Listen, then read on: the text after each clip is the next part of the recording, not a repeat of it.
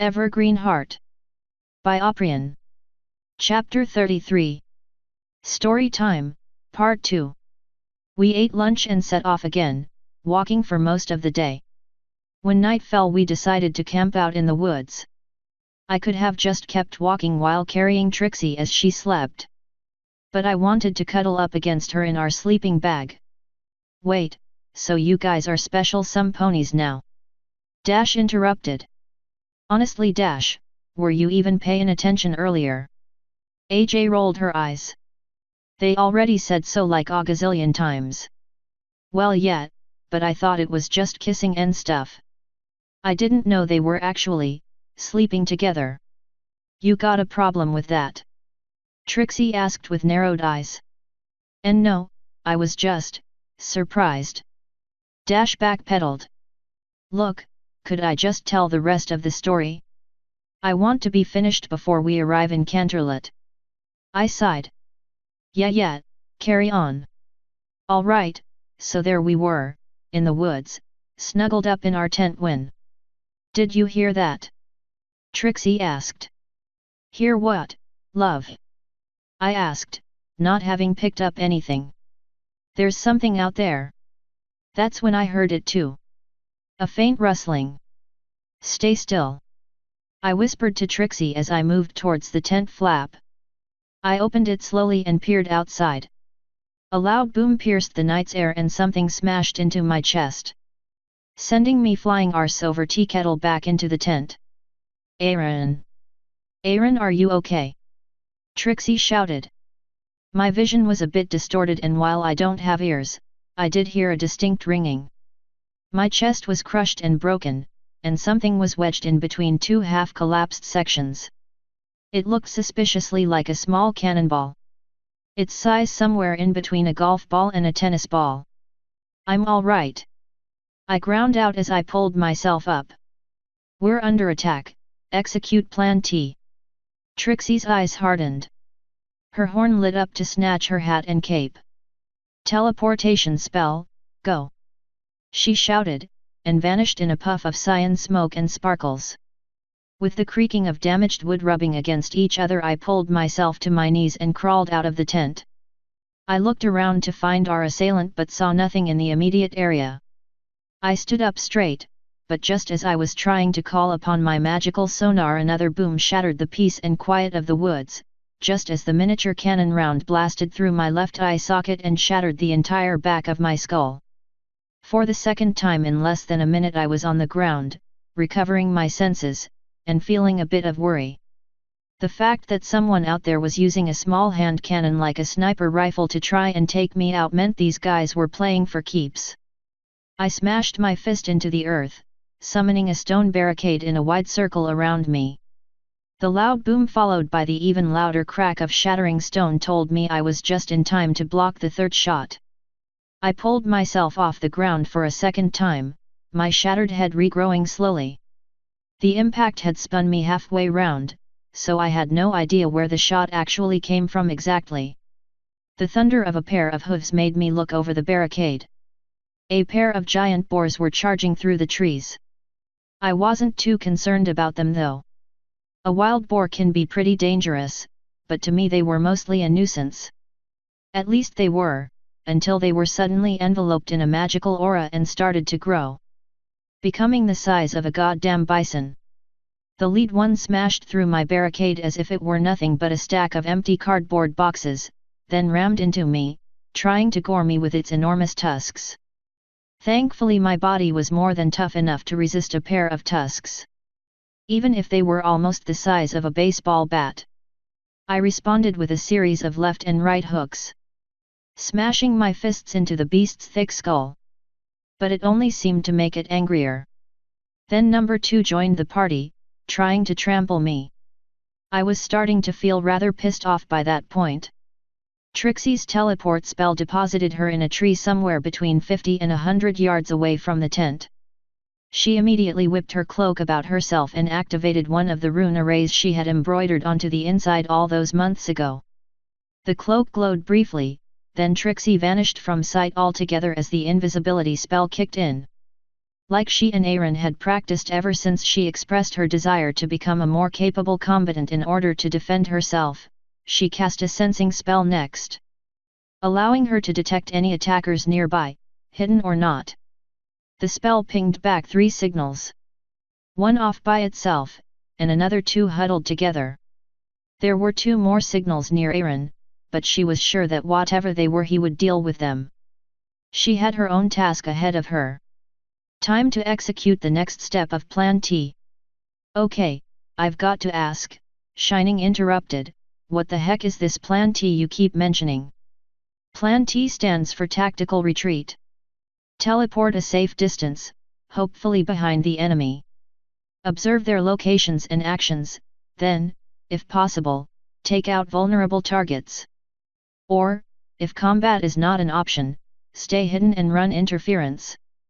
And, should the worst happen, teleport as far away as magic will allow and go for help. That was one of the ideas we worked out. I explained.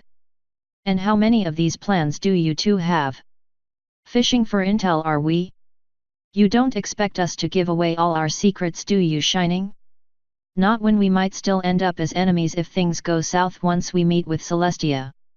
His guilty expression told me that was exactly what he had been doing. Anyway, I said, getting things back on track. What happened next was... Trixie trotted silently to the lone figure, feeling she had a better chance in a one-on-one confrontation. The figure turned out to be a minotaur, hefting a truly massive blunderbuss with an extra long barrel and a complicated array of lenses and loops attached to it. Something you would expect to see at a steampunk convention. He was leaning against a tree for support, raising his freshly loaded weapon.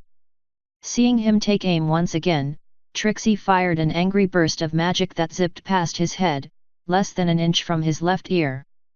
That was a deliberate miss, the next one won't be. Drop that lead spewer and get down on the ground, she said through gnashing teeth. Slowly the Minotaur lowered the rifle, only to spin around and fire at her. Had she not been under her invisibility spell, she doubted he would have missed. As it was, the lead shot past mere inches over her head. The rush of passing air pulling off her hat. As the hat left her head, the invisibility spell dropped. With a snarl, Trixie fired off a shot of her own, hitting the Minotaur in the stomach. Arcs of electricity danced across the Minotaur's body as her lightning zap spell struck home. Unable to keep hold of his weapon, he dropped it in the dirt. With a flourish of telekinesis, Trixie yanked the heavy weapon away, and stuffed it into her hat, where it vanished from sight. Hey! That's mine! The Minotaur bellowed. Just wait until you see my next trick! Trixie shot back.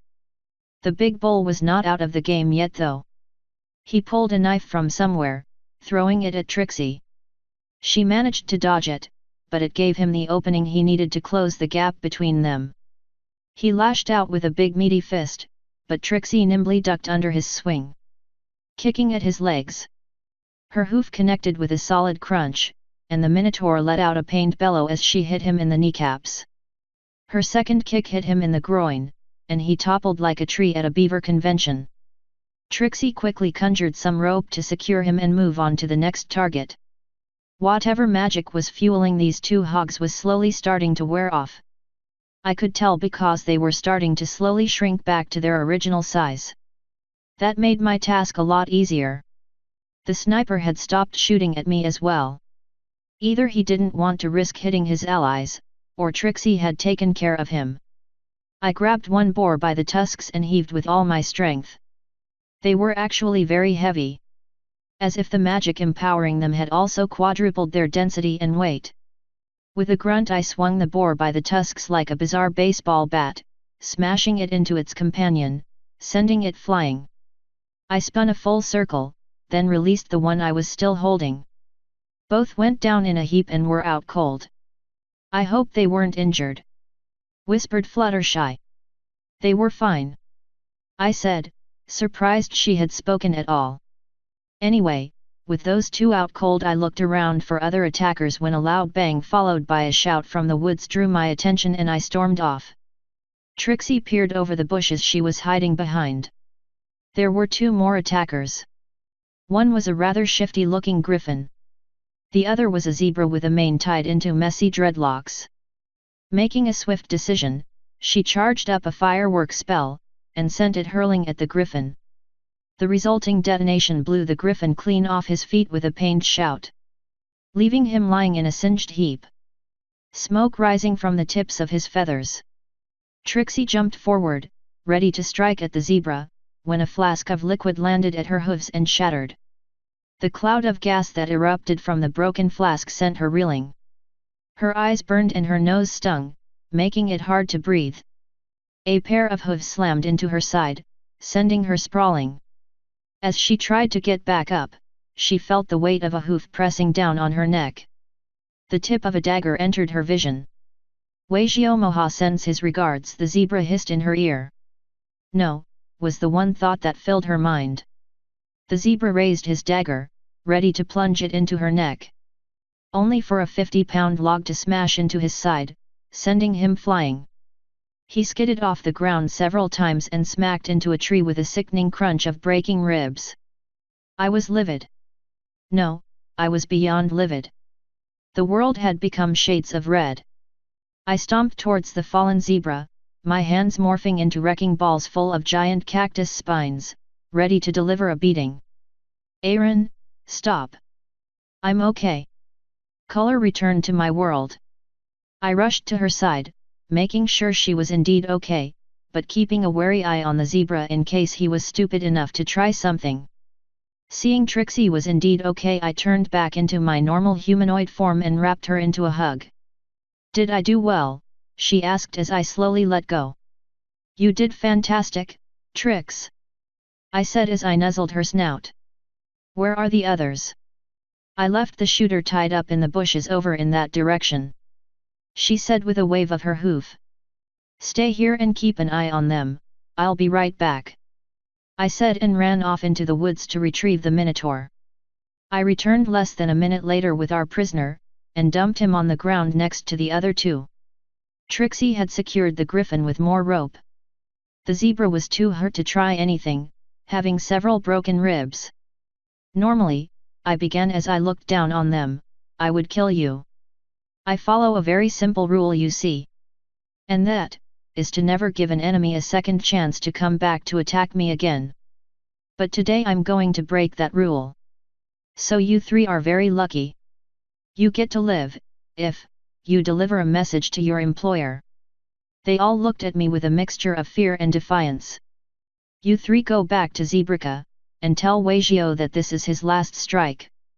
The next mercenary he sends after either of us will be delivered back to him in separate pieces. And then I'll come back, and nothing, no law, prison walls or army is going to stop me from sticking my hand down his throat, and ripping his heart out through his esophagus. They all gulped. He can either leave me and my girl in peace, or he will die screaming. The same goes for you. Once she and I leave here, don't come after us again. I will kill you. And I will do it slowly. I suggest you consider your options carefully. Having delivered my ultimatum, Trixie and I swiftly packed up our camp and moved on. I transformed my body back into the one I used for the dragon disguise and allowed Trixie to sleep inside me while I walked all through the night to put as much distance between us and the group of mercenaries. In fact, I didn't stop walking for 2 days straight, only pausing long enough whenever Trixie needed to use the bathroom. Trixie's hoof slapped me on the back of the head. They don't need to know that part, she said with a blush. I smiled sheepishly at her. There were a couple of quiet chuckles at expense from around the cabin. That explains the reports of a monster roaming the countryside, said Shining Armor.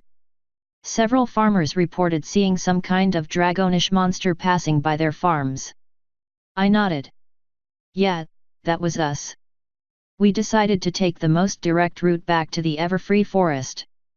After our encounter with those three, we didn't want to stay out in the wilds any more than we had to. Would you really carry out that threat though? Shining asked me with a deathly serious expression. Shining, wouldn't you do whatever you had to protect Cadance? Or Twilight, Or your parents? Well, yes, but nothing.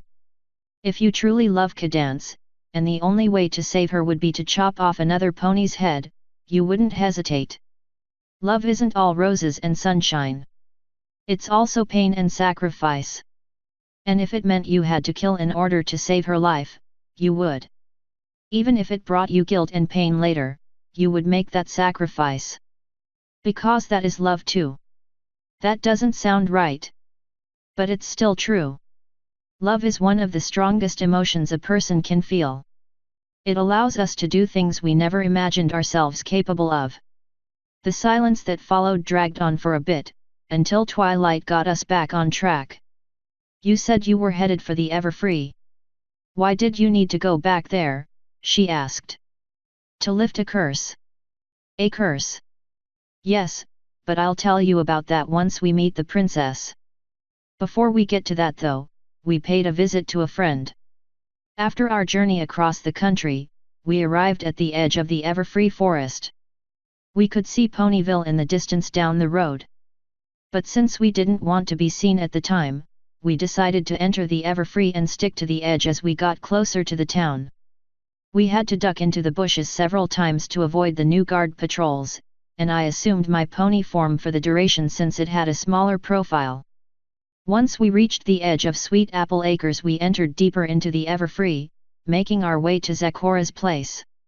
I was eager to see her again, and thank her for her help.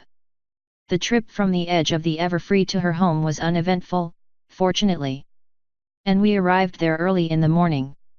As we approached, I noticed the door was open. So with a soft knock on the frame I stepped inside. Hello, Zakora. Aaron, my friend, this is a surprise, but one that is especially nice. She greeted with a smile. How have you been? Do come in and sit a spell.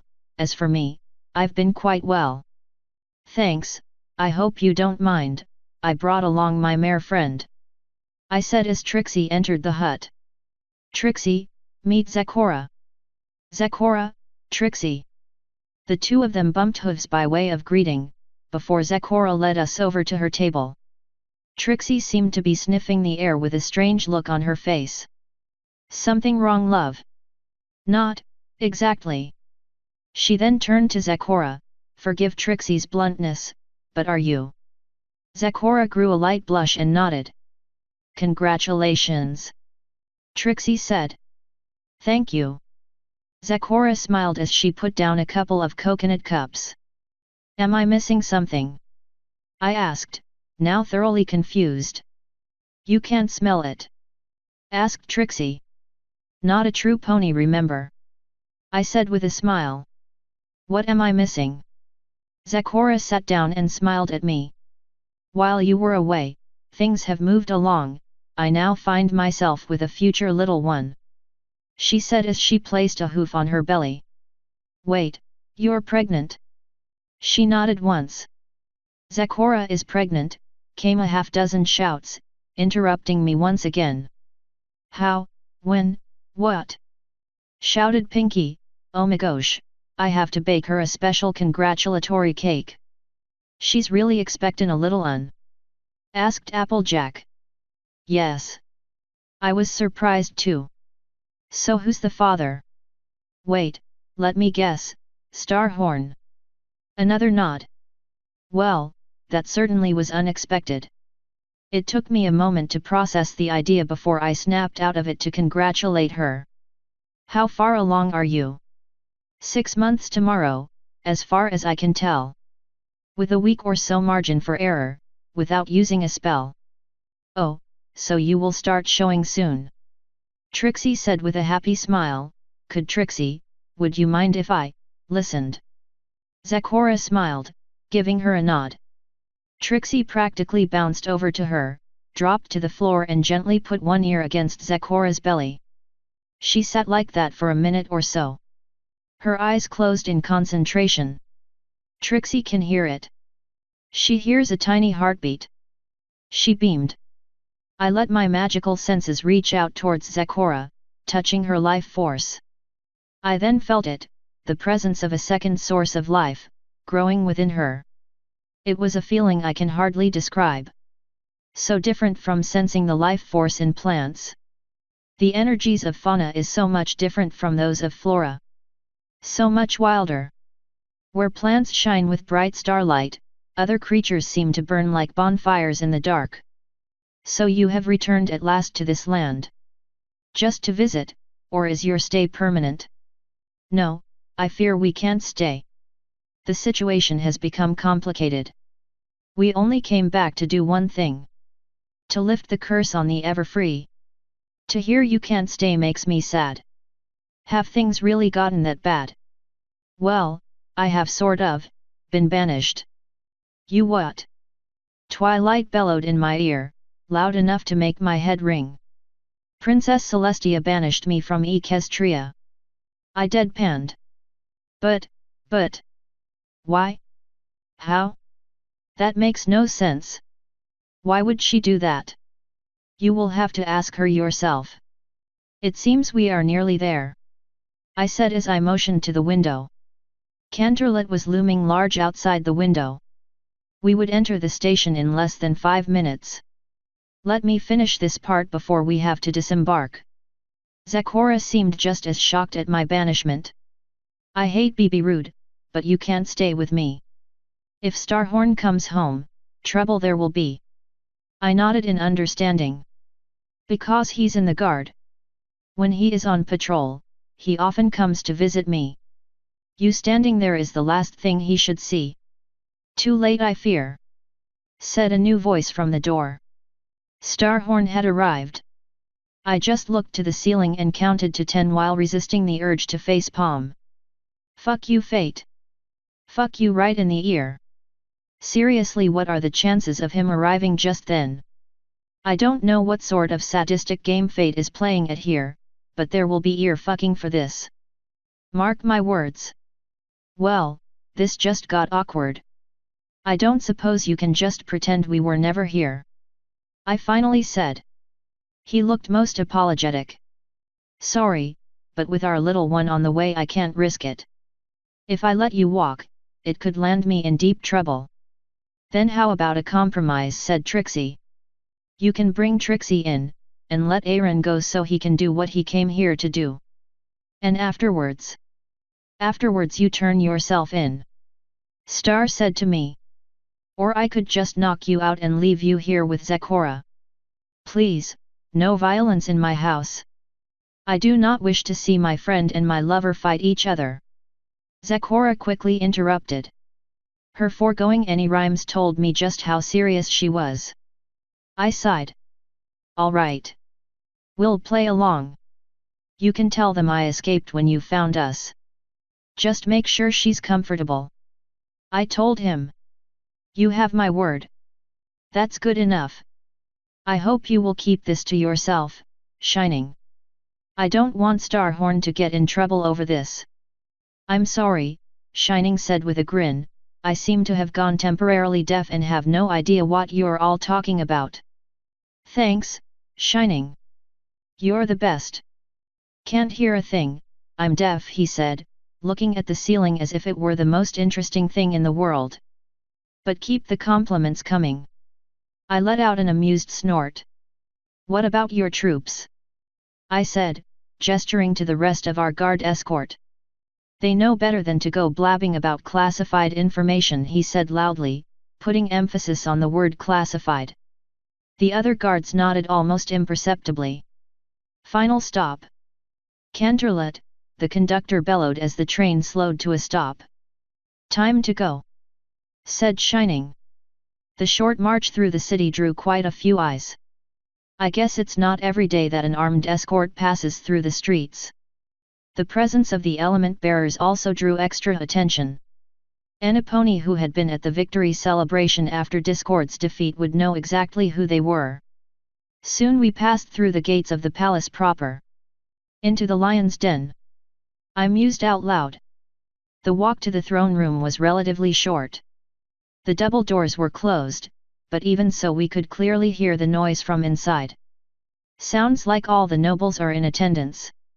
Trixie snorted. Great, just what we needed. I can feel my sanity being drained from sheer proximity to those knuckleheads. Shining motioned to one of the door guards. Announce us.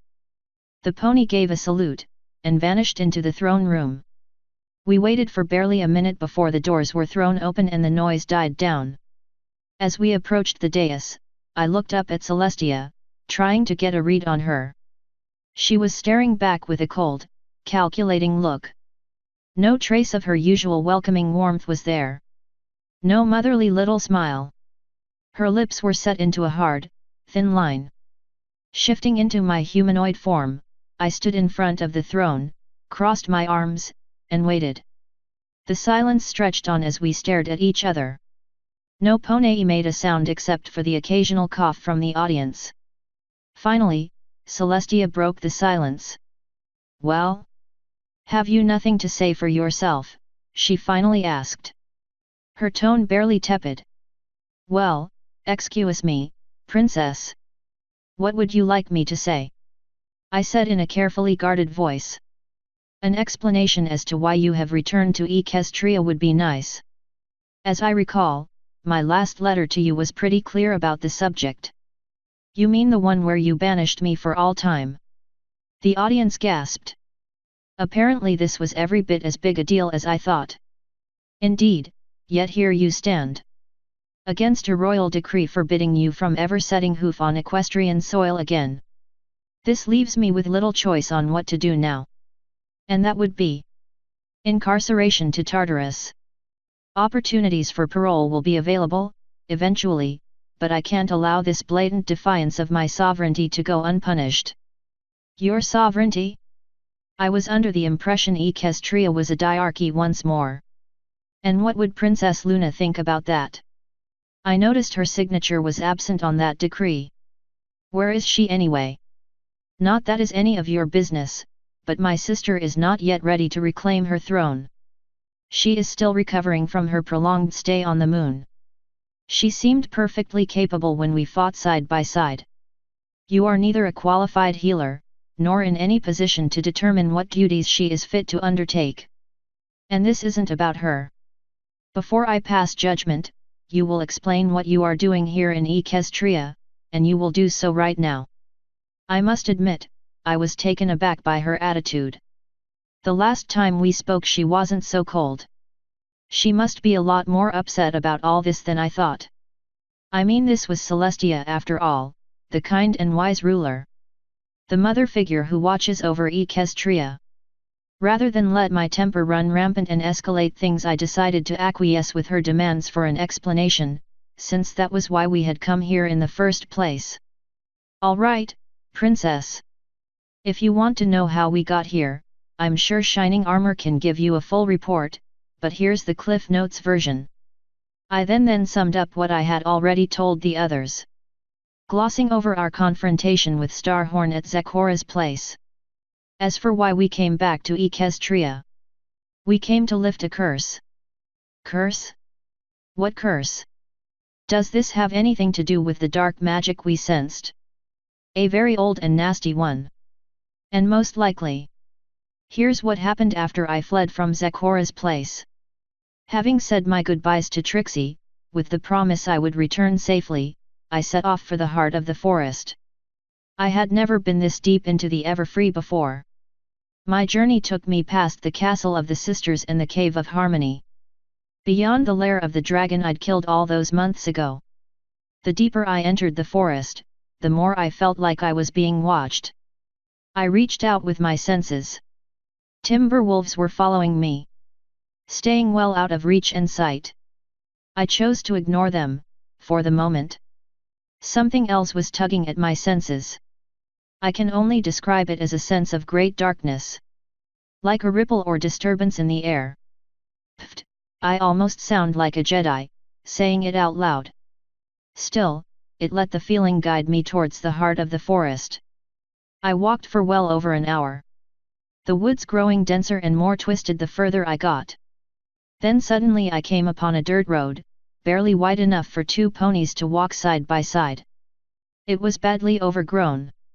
Nearly swallowed by the forest. A layer of fog crawled across the forest floor, and a chill filled the air. I was getting close. I followed the road until I saw it in the distance. The road led to a small clearing at the center of the forest. The trees here were sickly looking. The grass beneath my feet was dead and dry. Entropy, death, reigned here. I approached with steely determination. With every step I took, the wind seemed to pick up more. The air grew cold and thick. And then I reached the clearing. At its center stood a trio of twisted, gnarled trees. Bark as black as midnight. With a foul green glow shining through gaps and cracks. Slimy tendrils of some sort of ectoplasmic goo dripped from their branches. And on those branches hung sickly-looking chestnut burrs. My magical sight picked up something else as well. Bound to each burr was the spirit of a wolf. They howled and scrabbled, twisted and turned in a desperate effort to break free from their prison. But to no avail. They were trapped. The moment I set foot inside the clearing itself, the light inside the trees seemed to intensify. And the sheer malice that radiated off of these cursed things was thick as tar. Even trying to get close felt like wading through molasses. The howling in the air became almost painfully loud. Spectral forms rose from the trunks. Shapeless blobs of necrotic energy that spawned bony-looking limbs with ethereal claws as large as scythes. They hovered menacingly in front of the trees. The wind shrieked in my ears. They belong to us. Begone, it seemed to scream. The power that radiated from them was like nothing I ever experienced. It was beyond mere entropy. It was like a contagious disease. Filthy and cloying. Whatever it touched, it seemed to warp and twist. From the trees to the animals to the very ground itself. Here was the dark heart of the forest. The birthplace of all monsters that roamed the ever-free. It's high time this curse was ended. The spirits of this forest have suffered enough. In response, the ghostly shapes raised their claws. The air grew ice-cold. We are eternal. We are beyond you. Those that come here will die, the wind seemed to screech. Who are you to stand against us? From all around the clearing, timber wolves appeared. Summoned by their master's call, they cut off any and all escape routes. Doubt filled my mind. But then I felt another presence. The wolf was there with me. And so was the tree of harmony. Know what must be done, you do. Your heart follow, you must, its voice rang in my mind. Thank you, Yoda tree. I quipped. Why the heck does it talk to me like that? Strange sense of humor, I guess. Or maybe it's simply how my mind chooses to interpret it. No time to dwell on that. I faced the gnarled trees and took a step forward. Who am I? I yelled over the raging wind, I am the chosen of the tree of harmony. I am the wielder of Ultura's power. She loved this world and all the creatures in it. In her name I will wipe you from the face of her creation. I punctuated my words by raising a large slab of rock and sending it forth to crush the cursed trees to splinters. It did not go as I planned. Spectral claws hacked and slashed with blinding speed, reducing the stone to pebbles that pattered harmlessly off the trunk of the nearest tree. With a terrifying howl, the timber wolves fell upon me at their master's silent command. Jaws locked onto my arms and legs and pulled me to the ground. And in a flash my mind was back where it all started. Back in the spot near the river. Claws and teeth sinking into my flesh. Blood everywhere. Screaming. I locked up as the terrible memory overwhelmed me. No. No. Not that. I couldn't think. I just wanted to curl up into a ball and... A single powerful howl rose above the din. A howl that did not promise death and pain, but conveyed strength. The wolf was there. Its presence dissolved the memory like a curtain of fog. Its eyes locked with mine, and determination flooded me. I am not alone. We are not alone. And we are not helpless. My magic exploded outward, knocking the timber wolves away like a concussive wave. The dead grass near my feet regained its luster as I stood up. The timber wolves made ready to move, but we unleashed a savage roar that froze them in place. our gaze drilling into theirs. The message was loud and clear. "We are the Alpha, you bitches stand down." They slunk back towards the tree line, tails between their legs. Their masters were not pleased, if the banshee-like shrieking of the wind was any indication. I turned back to the spectral horrors and unleashed my powers.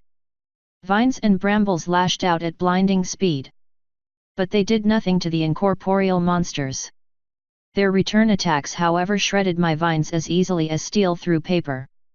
I attacked with claws of diamond, blasts of acid and boulders the size of cars ripped straight from the ground. Dozens of vines covered with razor-tipped thorns lashed out at them at once, but nothing so much as scratched them nor the trees they had emerged from. I was starting to get truly worried now. How was I supposed to end this curse if I couldn't even touch the source? Nothing I tried was getting through those incorporeal horrors' iron-clad defenses. And my magic was starting to feel the strain as I kept up my attacks. At least while they were defending their position, those deadly claws wouldn't be tearing out my core. But I couldn't keep this up forever. There was little to no ambient magic I could absorb here. The presence of the entropic magic had created a sort of dead zone. I was fighting with nothing but my own reserves.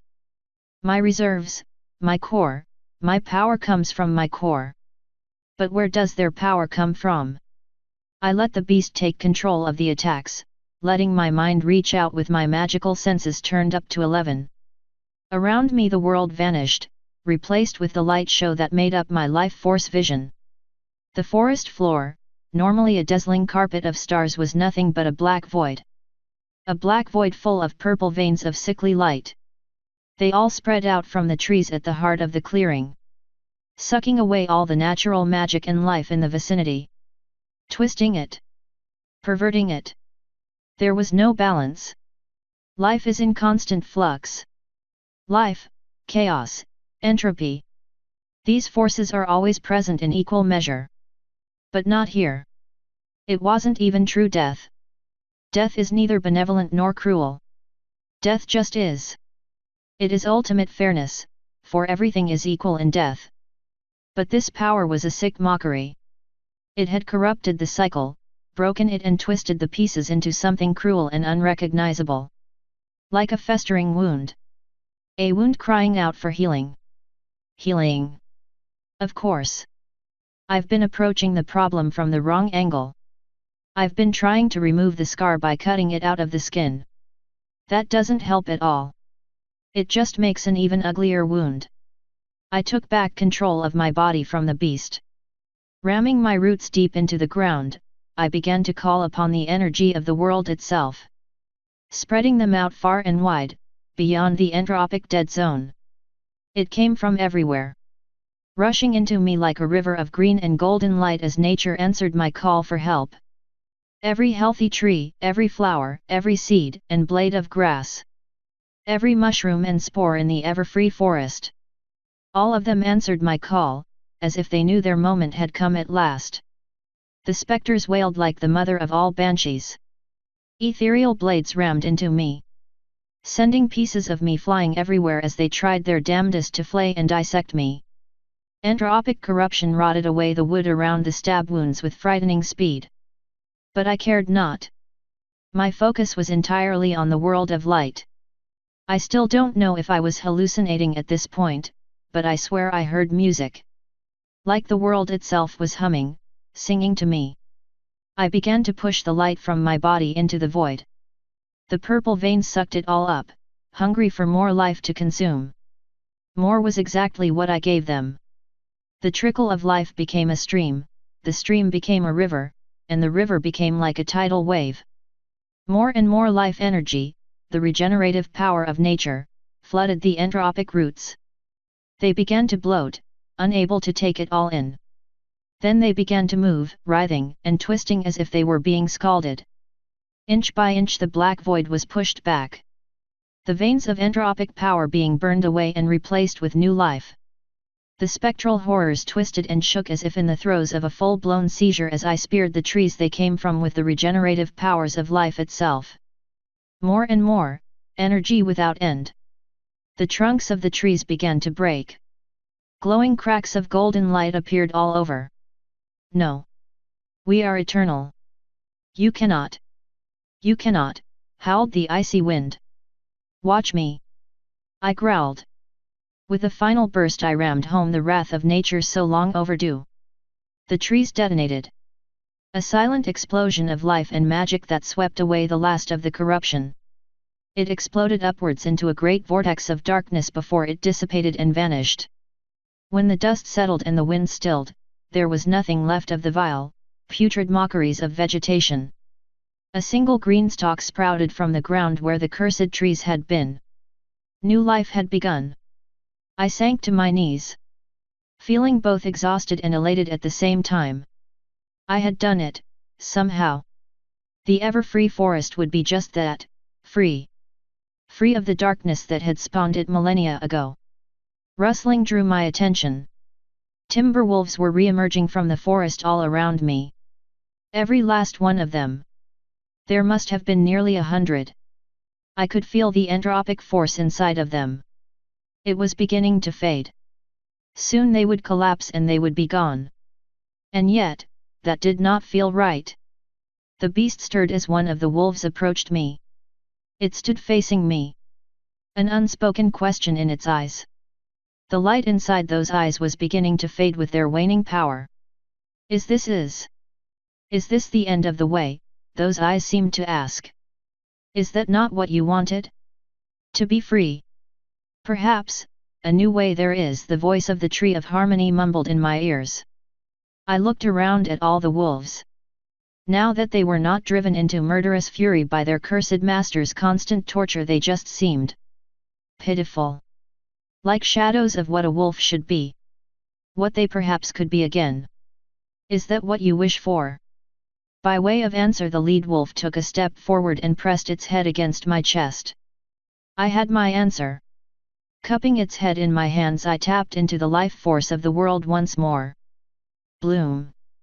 Magic and life spread through the wolf, and then jumped to the next one, and the next after that in a chain reaction of rainbow arcs. The rotten wood shook and collapsed, and from the remains emerged something new. Wolves of intricately woven vines. Covered in soft moss and flowing, grass-like fur coats, ranging from very dark forest green to prairie grass yellow. Some even had flowers growing along their backs in a dazzling array of colors. No longer crude mockeries of life, these reborn timber wolves were elegant and majestic. The baleful green of their eyes replaced with a much gentler aqua-colored light. Like the shimmer of the ocean. They were renewed. They were alive. Stop! Celestia commanded. I've heard enough. Princess. What you're saying is simply not possible. And I refuse to hear any more of this fantasy. Are you calling me a liar? Did you honestly think we would buy this story? The Everfree Forest and its timber wolves have been around since long before even my sister and I came to power. Hundreds of pony scholars and wizards have tried to lift the curse that holds it in its grip. They could not even determine the source. It cannot be done. There is a mountain of evidence in the Canterlot archives alone to back up that fact. Yet you claim to have lifted it by destroying a few trees. She said with an angry snort. So yes, I am calling you a liar. Though I cannot begin to fathom what you hope to achieve with this farce. Princess, it's the truth. I said, trying to stay calm. I said enough. I don't know what your game is, but it ends now. You are a danger to every pony. And until I can find a way to deal with you, I will keep you locked up for every pony's sake. I've dealt with that problem. Why the fuck do you think I went to Zebrica in the first place? To get the help you couldn't give me. And I found it. I am free of the madness that plagued me. I am in control. I cannot be sure of that. Just like you've become very adept at passing yourself off as a pony, who is to say you've not become equally skilled at hiding your mad bloodlust? Are you fucking kidding me? Do you think she, I pointed at Trixie, would stay with me if I was really some insane monster? She could very well be under your control. I cannot risk it, until we can fully examine you and determine your true mental state, you will be taken to Tartarus to await. No. Trixie said loudly, interrupting Celestia. What did you say? Celestia said stiffly, turning a furious glare towards Trixie. I said, no. Trixie will not stand for this. And if you will not hear us out, then we will settle this in the ways of the ancient ponies. She stood up straight and looked Celestia right in the eyes. I, Beatrix Lobelia Lulamoon, daughter of the House of Lulamoon and heiress apparent, hereby declare Primor's Pugni Magici. A noble's magic duel.